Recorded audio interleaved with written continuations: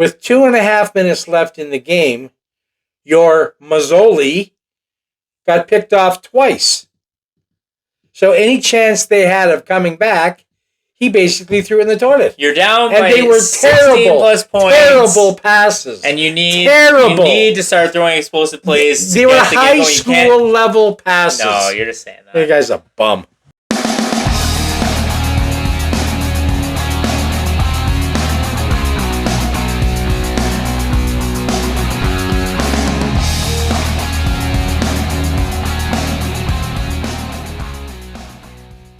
Welcome back, CFL fans. Week 15 is in the books, and 3 games this past weekend, 2.5 upsets, and some disappointing quarterback play all across the board, except for one, and you'll hear about him later in the episode. He came back, stepped in, filled the shoes of some of the greats. Oh, stop it. It was a interesting week 15. Like I said, 3 games, 1 game on Friday, 2 games on Saturday. We had I had someone trying to watch the Hamilton game, and it wasn't on TSN on Saturday, and that's because I knew CTV. It was on CTV, so I found CTV, put the game on, and he was happy.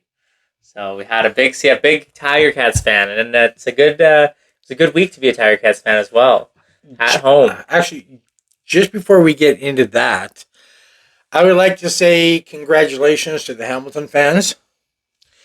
Setting a record on the most times fuck was said on a CTV broadcast. But, it was played over. You could hear it in the crowd? Yeah. That's hilarious. Those Hamilton fans go hard. That's funny. So we kicked the week off here at BC Place, all the way out in Vancouver on the West Coast. Toronto's at the tail end of their longest ever road streak in franchise history. They head back to Toronto next week, or I think they're on a bye maybe. No, they're playing next week. But we had BC. I think everyone picked BC over Toronto in this one. I know I did. Before I was going to get into this, I want to say I've heard some rumblings across the board of MOP. Bo Levi, that's MOP. Well, it's possible. It's just weird, though. Like, it's hard to give that guy to the team with the worst record in the league, but they might not end with the worst record in the league. He says that he's the pickoff king. Yeah, well, as we heard, we saw some other players with the pickoff kings later. But, so Toronto visiting BC, and not really much to report in this game. Not much to report. I was watching the first bit of highlights for we watched a bit of the beginning of the Toronto game. Kelly had a lot of time in the pocket to throw in this game. He would be close, though, BSP Player of the Week. I don't know if you picked him or someone else. No.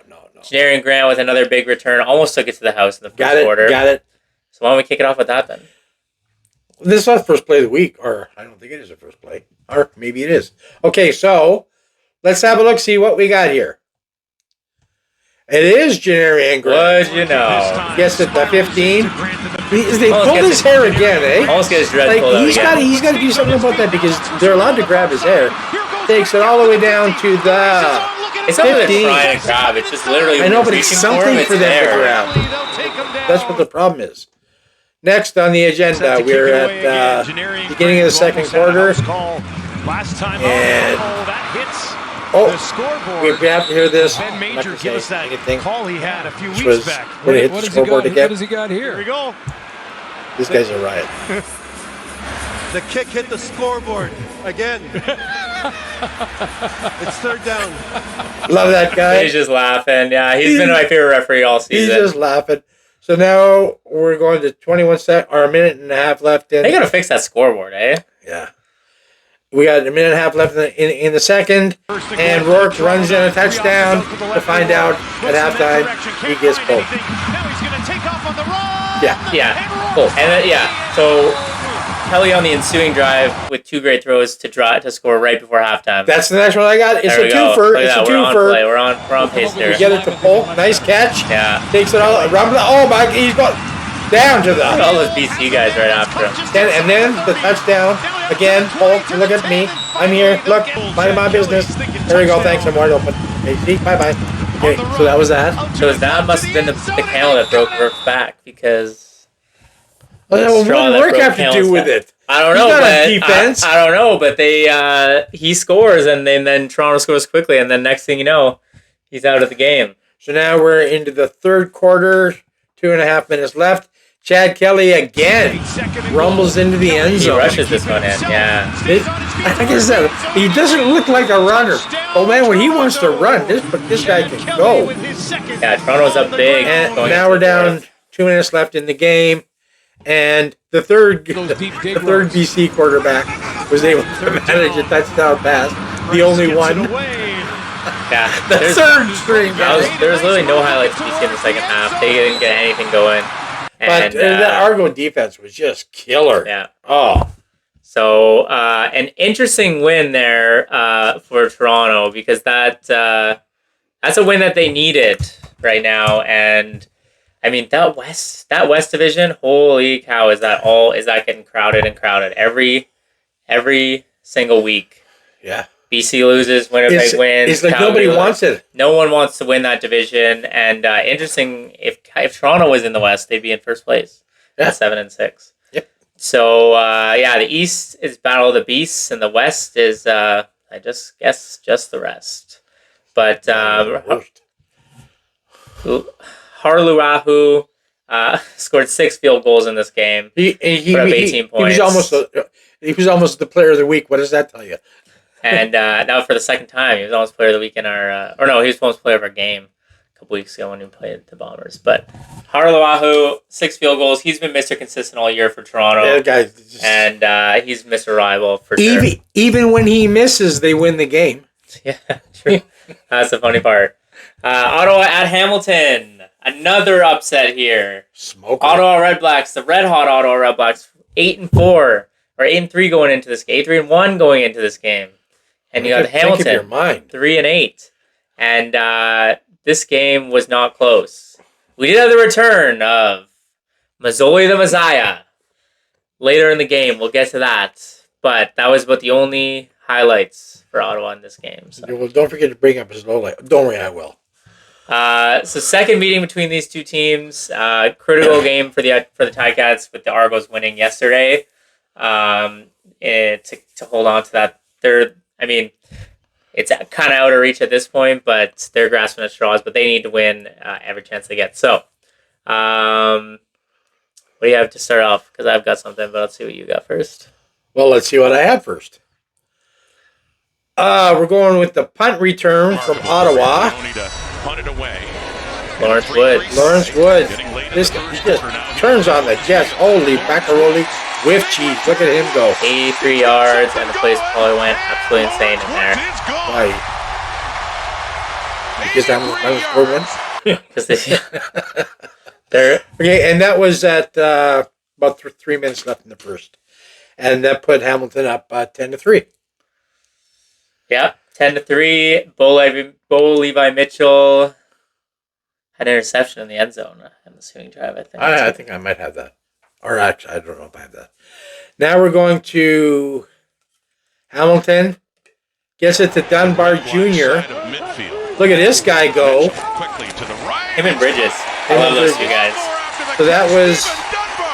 Let me take a look at that. That was with 53 seconds left in the half.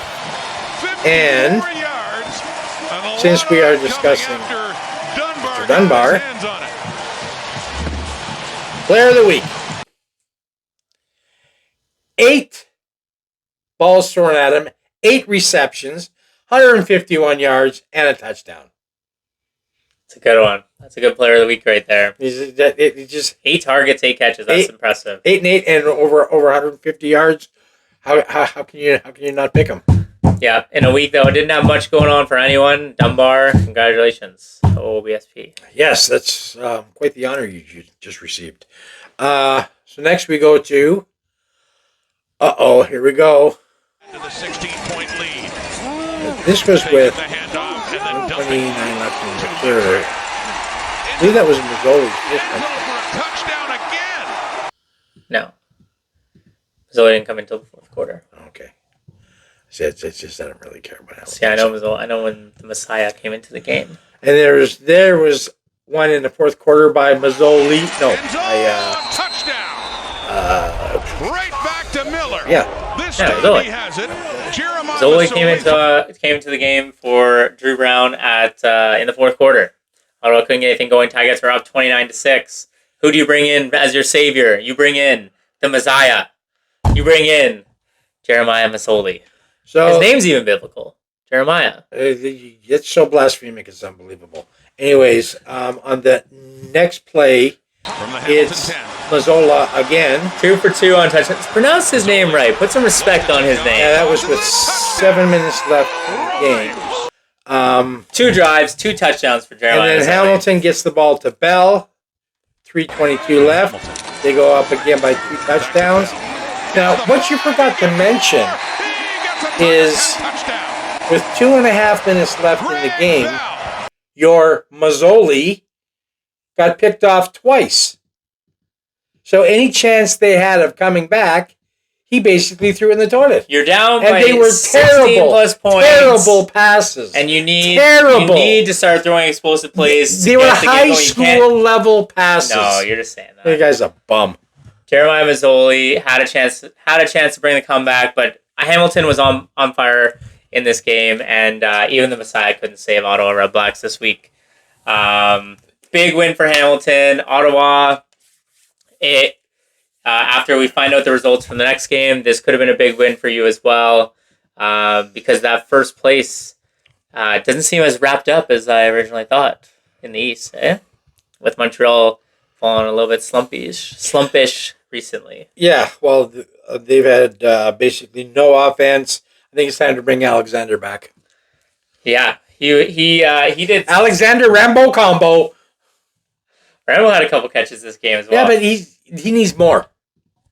So we'll head down He's like, to McMahon Stadium. More. And Montreal is visiting the Calgary Stampeders. Calgary's hanging on to their playoff hopes by a thread here, even in that weak-ish West. But Montreal started the game off. And what do we have here? Fumble on the first drive of the game. Yeah, I don't have that play. I didn't care about that. We got Calgary's first touchdown. From the Montreal Yeah, 18, 3 it was options their out to his left, looks over the middle, throws to the end. It would be two touchdowns in this game. 19-19. Now, go just early in the second. The block punt. Right? This Alouettes is a pick pretty it up. heavy win. Touchdown. They No get it problem. away. They Early in don't. the second It's quarter. blocked. It's sitting there. The command center, who has been told, Touchdown, Montreal. they automatically review turnovers. After review by the They command automatically center, we have a review major score foul, plays. roughing the kicker. They're told Montreal not to number call 21. penalties on them. We have 15-yard Just review the penalty. play. Automatic. And what do they First do? down. Roughing the kicker. Okay, touchdowns taken off the board. Yeah. Like, what are you supposed to do? Like, It's a weak sauce CFL. This would never happen in the NFL. oh, it's happened in the NFL. It's happened quite a bit in the NFL. Relax. Anyways, I'd see some I think they will probably. evidence there. I think. Oh, I'll have plenty of evidence. Pull it up you for next week. if you want. Pull it up for next week. I believe that they might be, or they should be reviewing this during the off season with the situations also with the Rouges. They're gonna have a look at that too. Yeah, a couple of rules. I just said get rid of the command center. Yeah, they're They've done nothing but mess up calls in all these games. Not all these games, but a lot of these games. Well, I don't think they've really had a place. They where just got reamed out a few weeks ago for calling penalties when they're not supposed to, and then they stopped for about 3 weeks. Yeah. And then now, this would have given Montreal the game. Yeah, this totally swung the momentum back to Calgary. I mean, Calgary wasn't really able to capitalize on it, but Montreal would have kept on rolling. I think if this had happened, this really turned them around. So You know what? disappointing by the command center, and you know what? Shame on command center. Shame on CFL Yeah, for letting this happen. exactly. So next we're going to Defense that's been stuck in neutral early in so far here second today. quarter. Hand it off. And Great this is a twofer.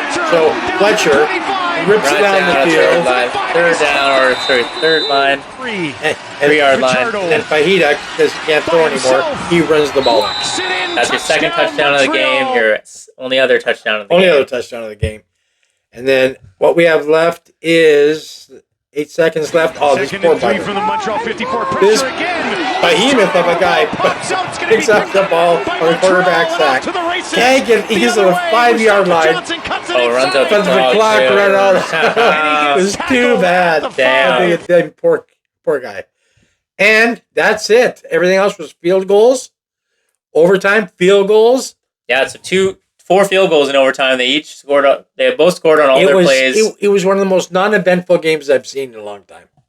And this game ended in a 19-19 tie, our second tie of the year. So And it shouldn't have. For 2 reasons.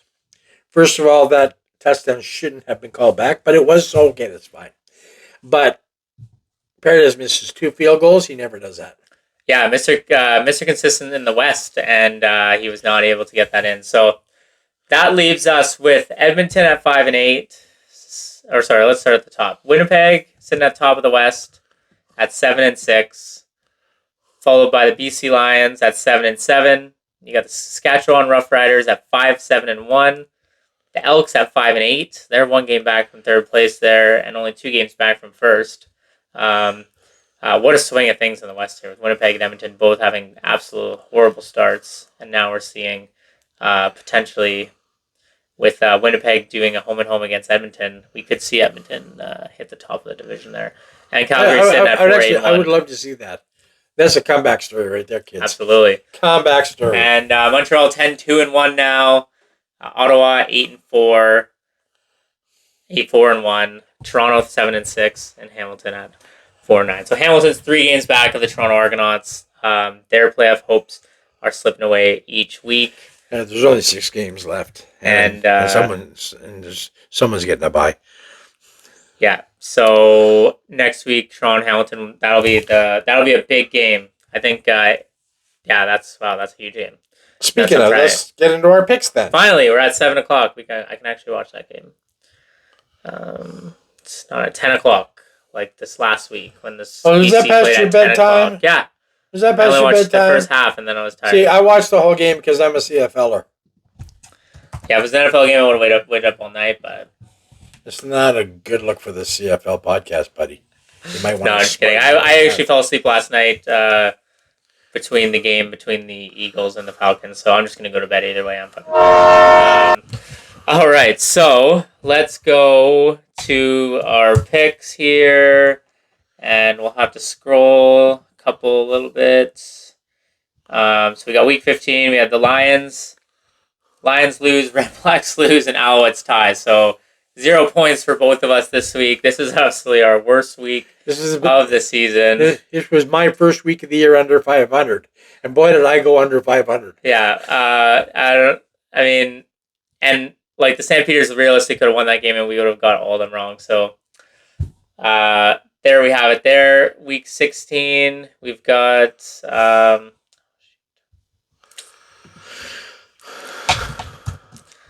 This will have to be 2 videos. Week 16 here. I don't know why this is crossed out, but Toronto, biggest game of the week. We got Toronto against the Argonauts in Toronto. Sorry, Hamilton against the Argonauts.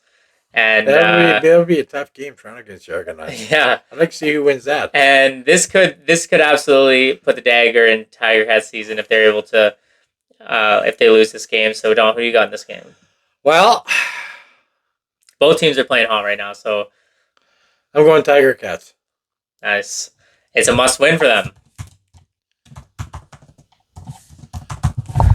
Which means that I am going to go the home and home Toronto Argonauts. They're going to be happy to be home after that long road trip. They're gelling a little bit, and they got one of the best kickers in the league, so I'm going to go Toronto Argonauts. Rough Riders and St. Peters. This is the toilet bowl if I ever saw one. Rough Riders are coming off the bye, and St. Peters are coming off. An interesting tie to the Montreal Alouettes. They were able to hold the best team in the league to a tie, But that doesn't hold much with me. And even though they're playing at McMahon Stadium, I'm still going to go with the Rough Riders on this one. Even though Saskatchewan struggled lately, they made a good pickup this week with Raquel Armstead. It's going to help the ground game because Olette doesn't seem to play anymore. So, yeah, Saskatchewan. Yeah, I'm disappointed with Ottawa that they dropped Raquel Armstead off because. All right. I guess my pick doesn't even get to be centered or large or anything. All right. Alouettes at the Red Blacks. This is an interesting one. I like this one, but I'm gonna go. It's my pick. Oh. You remember we alternate so that we can see what the other guy's doing. Okay, so I find this one to be an interesting one, and I think Ottawa at home, and the Alouettes have been struggling. I gotta go Ottawa. Yeah, that's a good pick. Since you're going Ottawa, I probably would have went Ottawa, but we're near the end of the season. I got a couple games to come up with, and I think the Alouettes do have a realistic chance of winning this game. Can you fix my Ottawa there? I don't know why your column's all messed up here. I don't know. But there we go. And Alouettes have a realistic chance of winning this game, so Montreal. Yep. The final game of the week. Bombers at the Elks. This is the first in a home and home, so 2 weeks in a row we'll see this matchup. And this could have a major swing in the West. Tough call for this. I'm going to go with my number one ranked team of the week. I'm going to go with the Winnipeg Blue Bombers on this one. Yeah, this is our one too. Edmonton has been playing well. So have the Bombers, though. Well, they've been playing just good enough to win. Yeah. So I got to go Bombers. Blue Bombers. Well, if you're going Bombers, I'm going to go Elks then. Can I change it? No. That's why we go for a second. All right, fine. So, take the cross out there. Perfect. All right, there we have it, guys. One split of the week. Two splits of the week. Two. And that's Hamilton at Argos and Alouettes at Red Blacks. So we should go to this game. That'll be fun. Which one? Hamilton and Toronto. Hamilton, Toronto? Yeah. In Toronto? Yeah. I'm going to pay $32 parking. I'm off on Friday. Well, good for you. We're actually going to the Hamilton Bomber game in 2 weeks.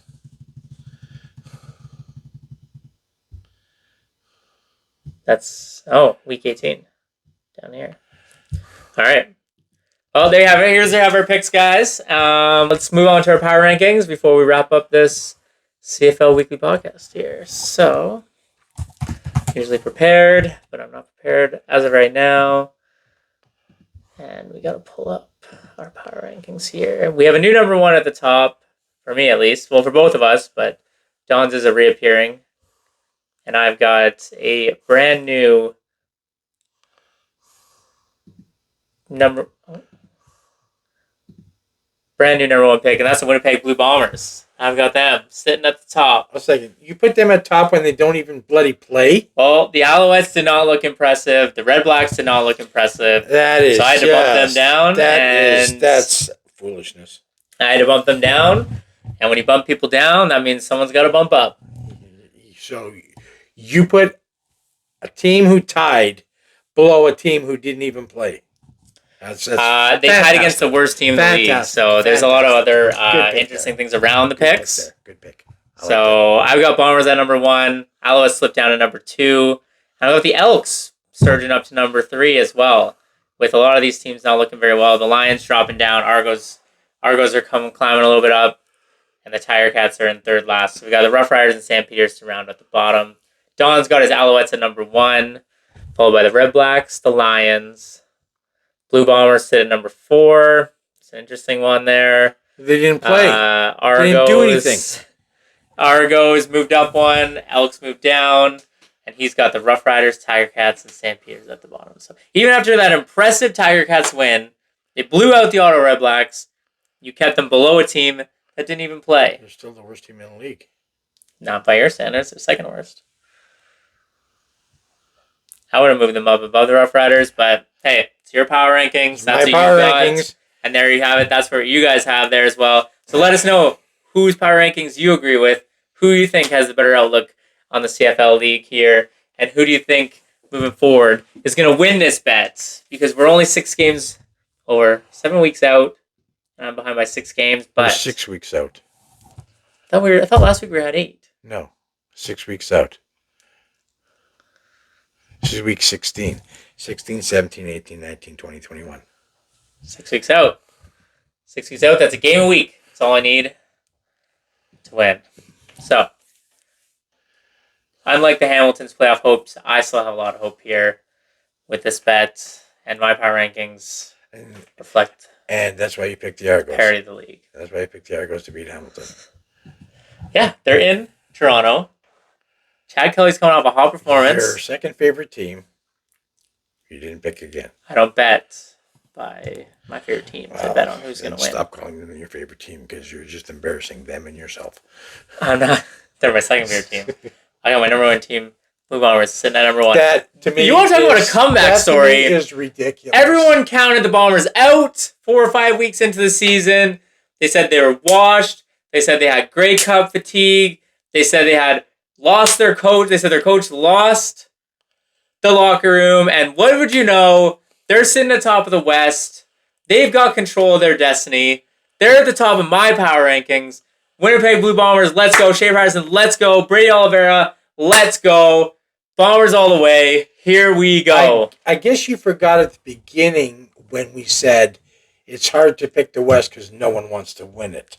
I guess you forgot that part. Anyways, that's it for me. All right, so CFL, another week. 16 coming up. 4 games slated this week. A Friday doubleheader and a Saturday doubleheader. So I'm busy. 7 and 9:30. So I guess Toronto's 6.5 point favorites. And you're saying you picked the Toronto over the Hamilton. They're 6.5 point favorites over the Hamilton Tiger Cats. And as we know, you can't go by the betting line. But if you're going by the betting line, I think I made the right pick there. We got Calgary Saskatchewan 2.5 point favorites over Calgary. Montreal 2.5 point favorites over Ottawa. And Winnipeg and Edmonton 2.5 point favorites. Winnipeg's 2.5 point favorites. So biggest slate is the Toronto game. Looks like I made a good pick, so that's all I gotta say. Yeah, the only problem with that pick is that they're saying Daisy Dukes is starting the game, so we'll see how you do. Yeah, we'll see. I'm confident in my pick, so we'll see. All right, guys, that's it for this week. We'll see you next week for week 17 preview. See you later.